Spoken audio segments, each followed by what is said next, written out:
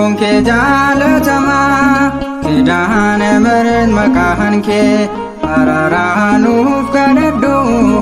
ilma kee Simboon kee jaalatamaa Kidaane meren maqaan kee Araaraan nuuf kadhadhu ilma kee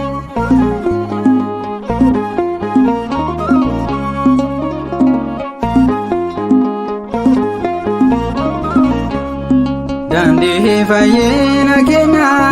Gooftaatu si filate Galaata hundaa caalu Gabri'eelin si filate Ilma namoota keessaa ati eebbifamtuudha Muda qaanii hin qabne hundumaa nu guutuudha Simboon kee jaalatamaa Kidaane meren maqaan kee Araaraan nuuf kadhadhu ilma kee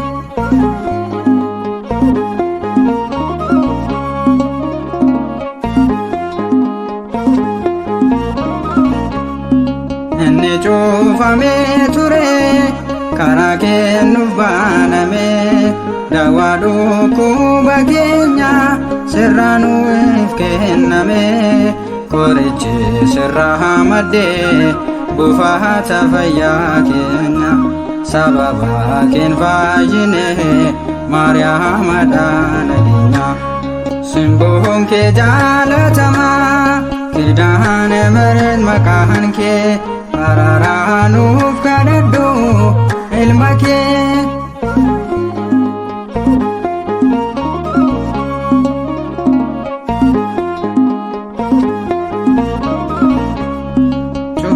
Sakaan baay'atee lubbuu namootaa fixee kabajaa maqaa keetiin gannataatti galchitee mi'aawaadha maqaan kee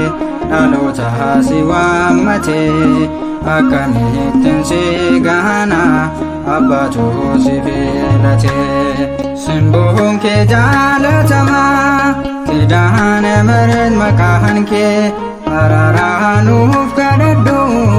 ilma kee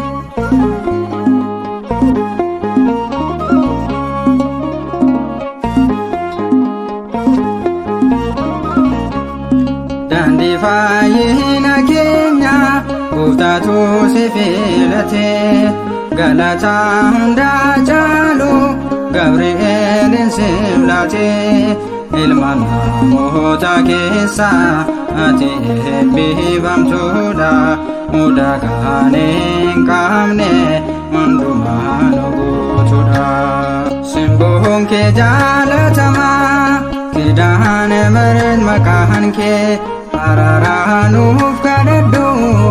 ilma kee Simboon kee jaalatamaa Kidaane meren maqaan kee Araaraan nuuf kadhadhu ilma kee Kakaasee kan nu jalqabsiisee kan nu xumursiisee Waaqa abboota keenyaaf haadha isaa dubaroo Maariyaamiif ulfaataa fannoosaaf galanni haa ta'u bara baraan ameen.